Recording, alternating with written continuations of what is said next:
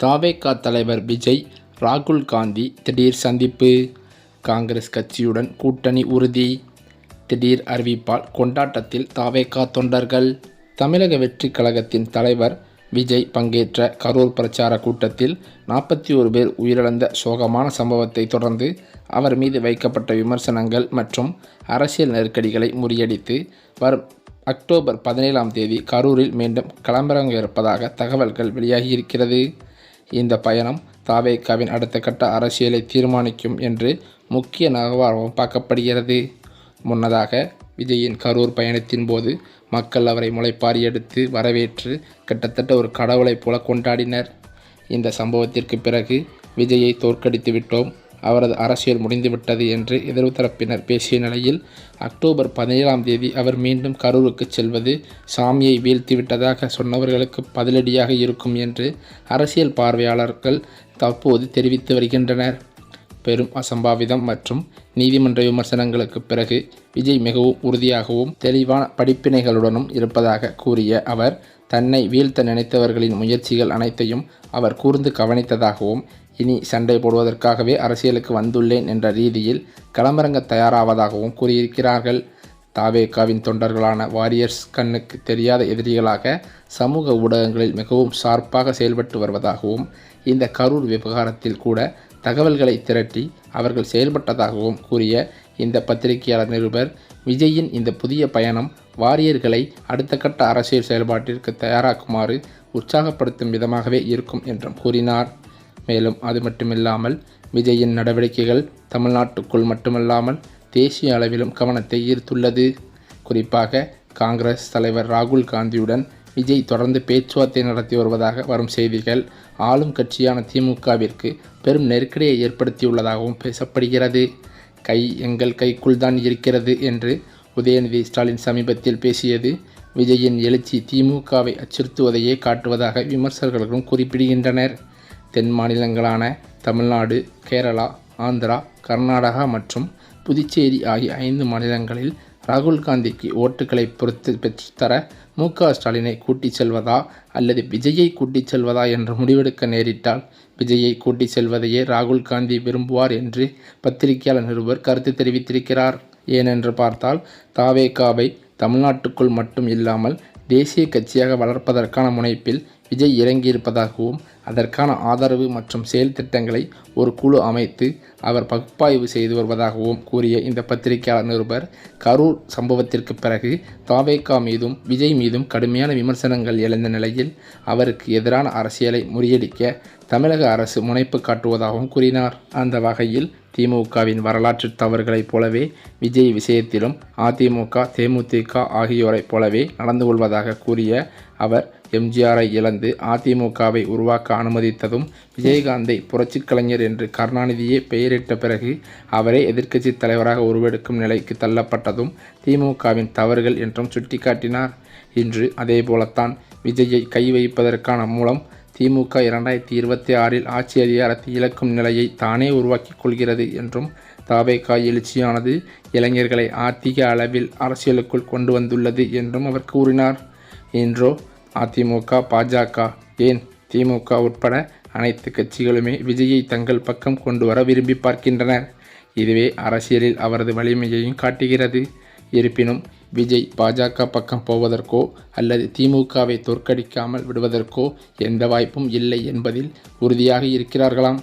இறுதியாக பார்த்தால் கரூர் பயணத்தின் மூலம் விஜய் தனது அரசியல் 2ஆம் இன்னிங்ஸை வலுவாக தொடங்கியிருக்கிறார். இந்த நெருக்கடி நிறைந்த தருணங்களை சமாளிப்பதன் மூலம்தான் 2026 சட்டமன்ற தேர்தலில் ஒரு பெரிய அரசியல் மாற்றத்தை தவேக ஏற்படுத்தும் என்று இதை உறுதியாக நம்புவதாகவும் பலரும் கூறிவருவதாக சொல்லப்படுகிறது. இவைகளுக்கிடையில் இந்த கரூர் கூட்ட நெரிசலில் 41 பேர் உயிரிழந்த விவகாரத்தை சிபிஐ விசாரணைக்கு மாற்றக்கோரி தொடரப்பட்ட வழக்கை விசாரித்த உச்சநீதிமன்றமோ அந்த வழக்கை சிபிஐ விசாரணைக்கு மாற்றியும் உத்தரவிட்டது. இதற்கிடையேதான் உச்சநீதிமன்றத்தின் இந்த உத்தரவு ஒரு முரணாகவே இருப்பதாகவும், இந்த தீர்ப்பு தனக்கு ஆச்சரியம் அளிப்பதாகவும் மூத்த வழக்கறிஞர் ஒருவர் கூறியிருக்கிறார். தவேக தலைவர் விஜய் வாரம் சனிக்கிழமைகளில் பிரச்சாரம் செய்து வந்தார்.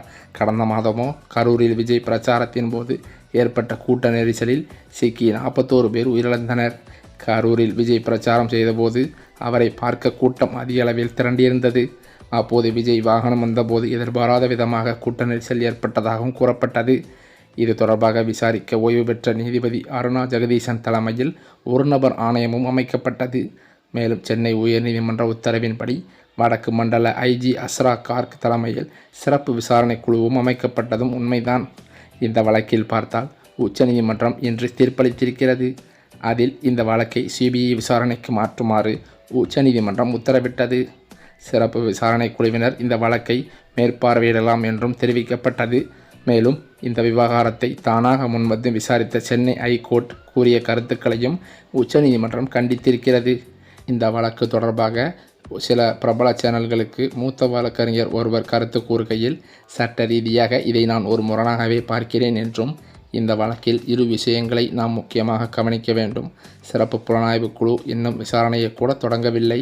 சிறப்பு புலனாய்வு குழு விசாரணையை தொடங்கி அது தவறாக போகிறது என்றால் சிபிஐ விசாரணை கோரலாம். சிறப்பு புலனாய்வு குழு இன்னும் விசாரணையை தொடங்காத போது அது சிபிஐ விசாரணைக்கு மாற்றப்பட்டுள்ளது ஏன் என்று பல கேள்விகளும் எழுந்து வருகிறது. இரண்டாவதாக, சிபிஐ விசாரணை கோருவது அடிப்படை உரிமை என சொல்லியிருக்கின்றனர். ஆனால் சிபிஐ விசாரணை கோருவது அடிப்படை உரிமை இல்லை, இது ஈக்குவட்டபிள் உரிமை மட்டுமே. சிபிஐ கோருவது அடிப்படை உரிமை என எங்கும் சொல்லப்படவில்லை. மேலும் இதை பற்றி என்னிடம் கேட்டால் அருணா ஜெகதீசன் ஆணையம் கூட அவசியம் இல்லை. ஒரு பக்கம் சிறப்பு புலனாய்வு குழு, இன்னொரு பக்கமோ அருணா ஜெகதீசன் ஆணையம் என இரு தரப்பு விசாரணை தேவையில்லை என்றும் அவர் தெரிவித்தது தற்போது பரபரப்பாக அரசியல் கட்சி தலைவர்கள் மத்தியில் பேசப்பட்டு வருகிறது. இந்த நிலையிலோ இந்த வழக்கை சிபிஐ விசாரணைக்கு மாற்றக்கோரி உயர்நீதிமன்றத்தில் மனு தாக்கல் செய்யப்பட்டது குறிப்பிடத்தக்கது.